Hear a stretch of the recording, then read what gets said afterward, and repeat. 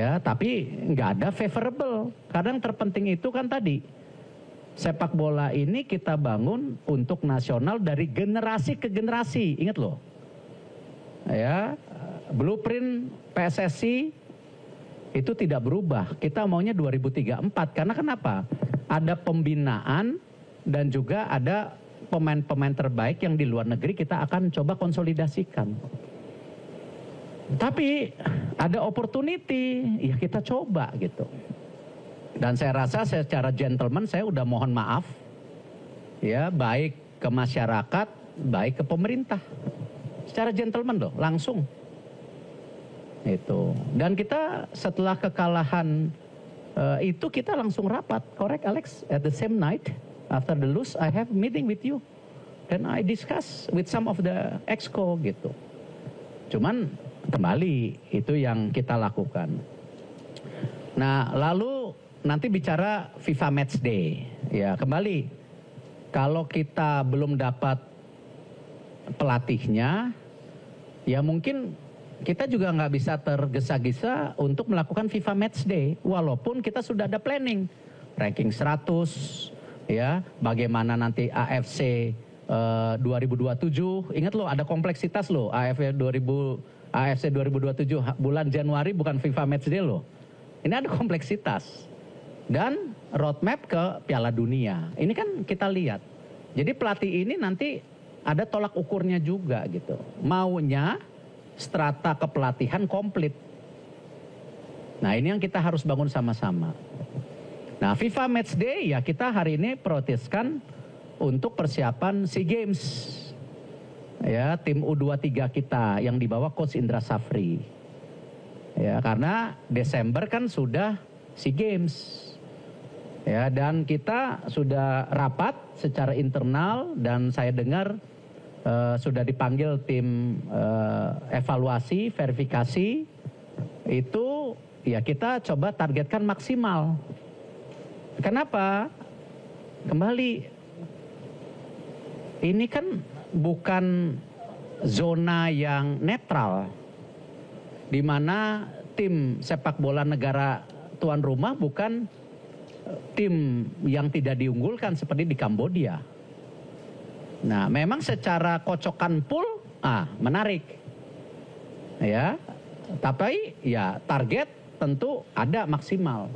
Nah, kita jalankan dulu aja. Nanti juara grup dulu bisa tidak, semifinal bisa tidak. Yang pasti sama seperti ya Coach Sintayong, Patrick, Coach Indra, kita akan support habis-habisan dengan melakukan ya FIFA Match Day bulan Oktober dan November. Oktober udah kemarin, November kita kasih lagi.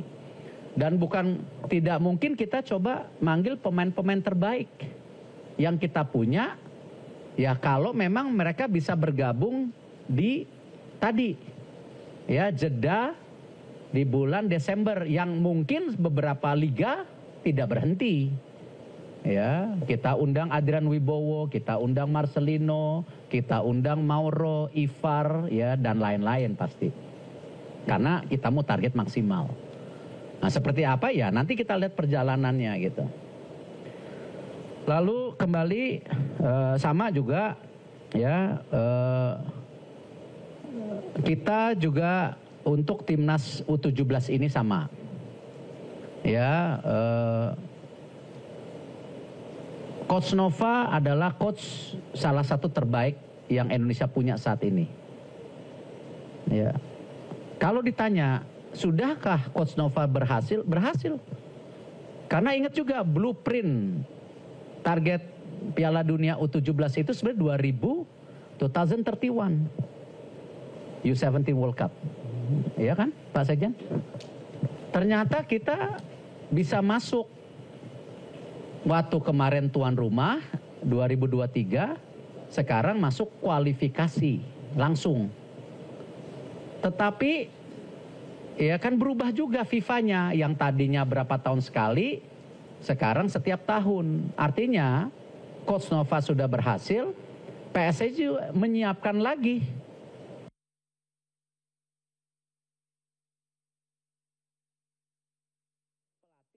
Kita maunya lokal, siapapun nantinya. Nah, Coach Nova kemana? Ya, dia naik kelas. Ya, ke U20. Tapi ini kan masih diskusi. Ya, jadi itu yang kita lakukan. Nah, saya juga berharap ya teman-teman media harus menjadi bagian membangun sepak bola kita dan kebenaran.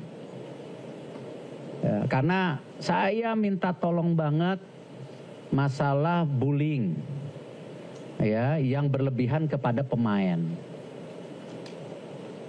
Kita harus sayang loh aset kita, nggak gampang. Kita punya pemain seperti Rido, Marcelino, ini kan generasi emas yang kemarin.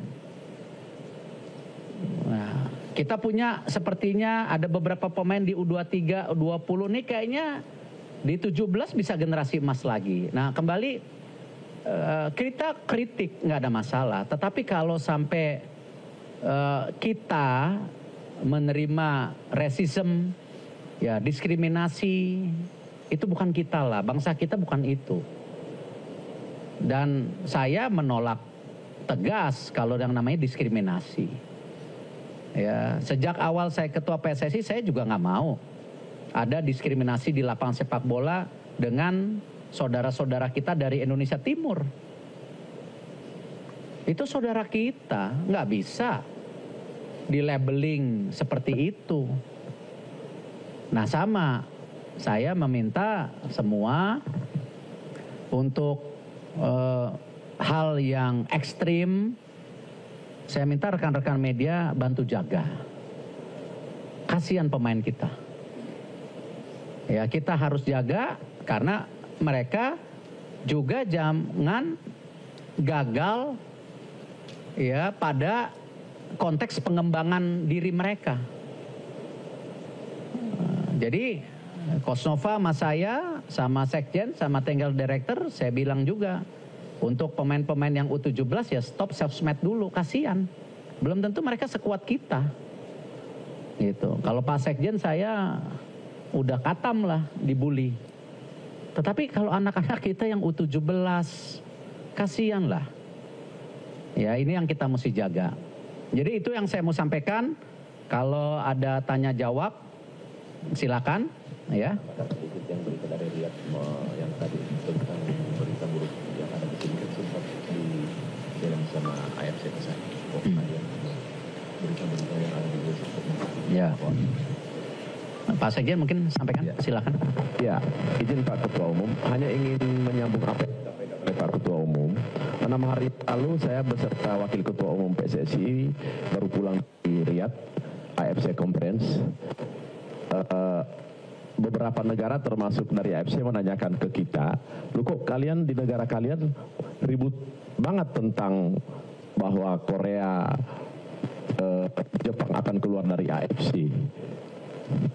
Kita juga kaget berita dari mana, dan ini kan tidak baik bagi kita, bagi federasi kita, bagi PSSI tentang berita itu, dan itu udah sangat viral banget di AFC tentang berita-berita dan media-media Indonesia menyampaikan tentang akan mundurnya Jepang, Korea dari konfederasi ini, dan bahkan disebutlah di dalam berita yang di kita Jepang, Korea dan beberapa negara akan membentuk konfederasi sendiri. Nah, ini tolong juga kawan-kawan bisa bijaklah untuk menyampaikan hal itu, karena ini tidak baik bagi kita, termasuk bahkan akan tidak lebih baik bagi PSSI.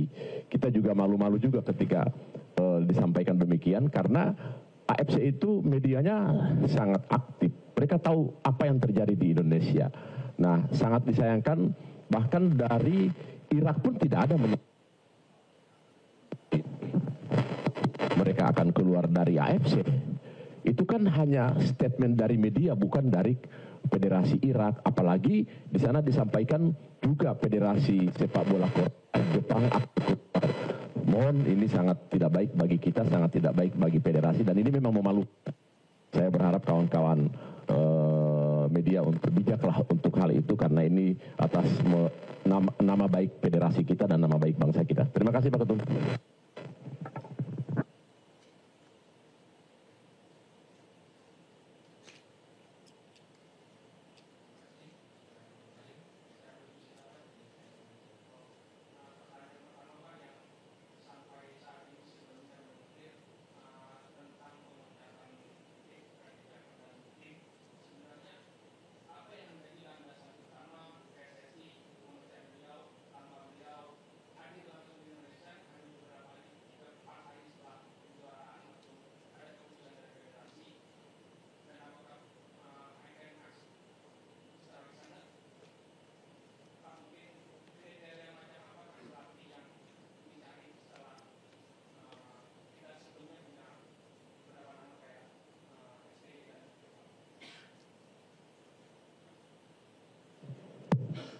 Jadi kembali ya, kata-kata itu kadang-kadang bisa dipersepsikan berbeda.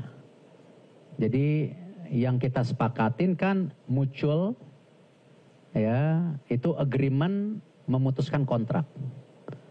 Karena dari pihak mereka menyadari salah satu targetnya adalah bagaimana lolos ke Piala Dunia.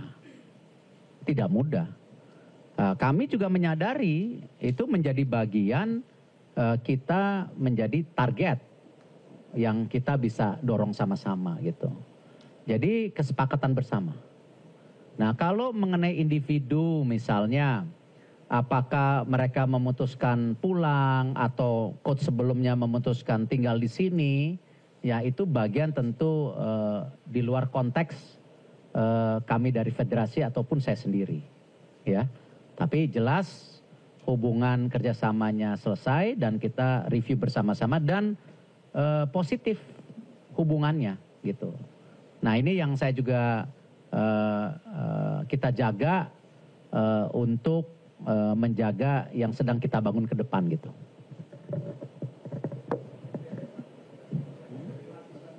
Kenapa? Tadi saya udah jelaskan bahwa kita ada target-target ya untuk AFC 2027. Bisa nggak masuk 16 besar? Karena kalau ranking kita itu kan di Asia mungkin sekarang masih 20 besar. Ya, bisa nggak masuk 16 besar? Lalu bisa nggak dengan sukses itu kita berani membuka target lolos lagi Piala Dunia? Nah ini kan kembali ya kata karakter daripada pelatihnya ini yang kita lagi searching gitu. Ya tentu tidak ada pelatih yang sempurna. Ada pelatih yang kuat di manajemen pemain. Tetapi secara taktikal mungkin belum. Nah, tapi dia disupporting oleh timnya. Itu di klub-klub banyak kok seperti itu. Ada juga pelatih yang sangat kuat di taktikal, tapi mengenai X faktor pemain dia minta timnya urusin. Ya, ada seperti itu. Nah itulah kenapa tadi saya bilang proses belajar yang kita lakukan selama ini itu yang nanti kita coba lihat pelatih apa yang bisa lebih baik melakukan hubungan ke depan, tidak hanya target tapi juga hubungan antara pelatih dan pemain dan juga pelatih dan federasi penting. Nggak bisa pelatih juga distant dari program yang sedang dibangun oleh technical director ataupun BTN. Gitu. Ini karena kita akan bangun juga kan tetap yang seperti tadi teman-teman media dan saya sudah sampaikan ada juga nanti U23, U20 ini kan strata ini tetap kita bangun. Nah hubungan antara pelatih kompleks. Nah ini yang kita harus jaga juga benang merah supaya kita benar-benar punya sistem persepak bolaan yang sama seperti negara-negara yang kita lihat di Asia maju. Kalau enggak polanya enggak bisa. Pelatih U17 pakai pola beda. Cara melatihnya beda, U20 beda, U23. Nah, sinkronisasi pemainnya gimana? Itu yang kita harapkan, kita membangun sistem gitu.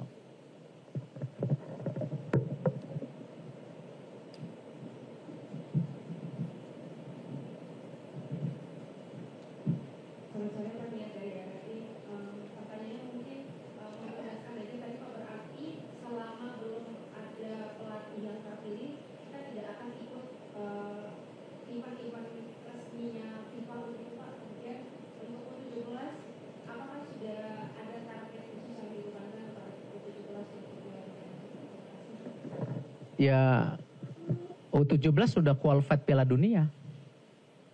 Jadi kita harus apresiasi yang sudah dilakukan PSSI, pelatih dan pemain. Kalau sampai tadi ternyata hasilnya bagus sama Zambia, Honduras, sama Brazil, itu kan prestasi. Prestasi yang lebih. Nah itu yang kita sudah tadi kalau kepelatihan kita akan memprioritaskan Coach Nova untuk U20 itu.